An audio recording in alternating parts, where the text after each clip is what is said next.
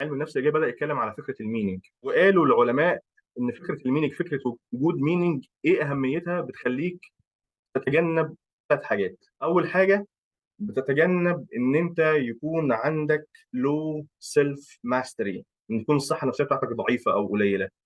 فوجود معنى، أنا موجود هنا في الحياة عشان معنى. جه في بالي الحديث بتاع النبي صلى الله عليه وسلم وهو بيقول: إذا مات ابن آدم انقطع عمله إلا من ثلاث: صدقة جارية، أو علم ينتفع به، أو ولد صالح يدعو له. دي الفكره دي بتتكلم على المعنى وعلى ترك الاثر وعلى ايه رسالتي في الحياه، وفكره وما خلقت الجن والانس الا ليعبدون. فانا كل واحد ربنا سبحانه وتعالى خلقه ليه رساله، ووجوده في الحياه ليه معنى.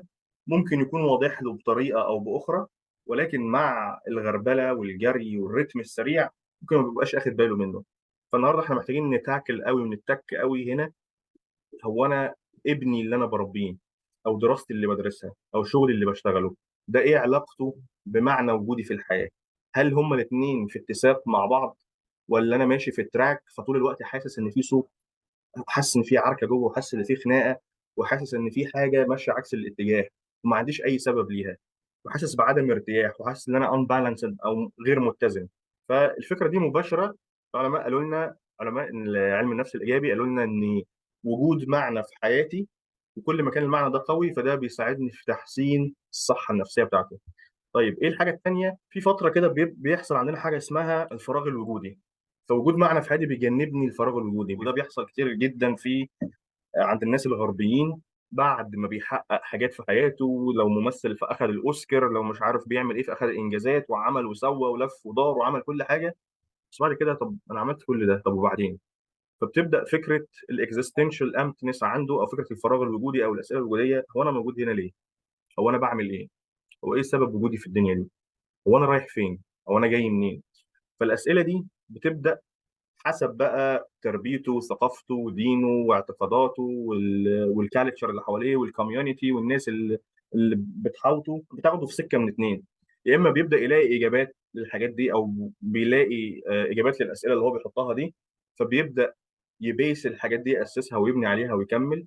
او بيبدا بقى يخش في سكه تانيه، ان هو ممكن بعد الشر على السامعين يعني يدخل في ديبريشن، في اكتئاب. وبعد كده في قصص كتيره جدا لناس موجودين غربيين بعد ما دخلوا في المنطقه دي، فدخل في الدبريشن، وبعد كده تم انهاء حياتهم بسبب ان خلاص انا عملت كل حاجه، وصلت 50 60 70 ايا كان السبب او ايا كان السن، وصلت للمرحله دي وابتديت اسال الاسئله دي، فما بقتش اجابه واضحه، او اللي حواليا ما قدروش يوفروا لي الاجابه دي. فببدا بقى اخش في قصه الاكتئاب، اخش في قصه الانتحار، اخش في قصه الالحاد. الحاجه الثالثه اللي فكره وجود معنى في حياتي بيخليني اتجنبها، وهي فكره ان دي اصلا الفطره، دي الفطره اللي ربنا سبحانه وتعالى فطرنا عليها او خلقنا عليها. انا موجود لمعنى، موجود لهدف، موجود لرساله. فلو انا ابتديت امشي عكسها، فده مفيش كوهيرنس مع الاسنس، مع الفطره، او مع الجوهر اللي ربنا سبحانه وتعالى، او مع النور اللي ربنا سبحانه وتعالى وجده فيه، فكره الفطره.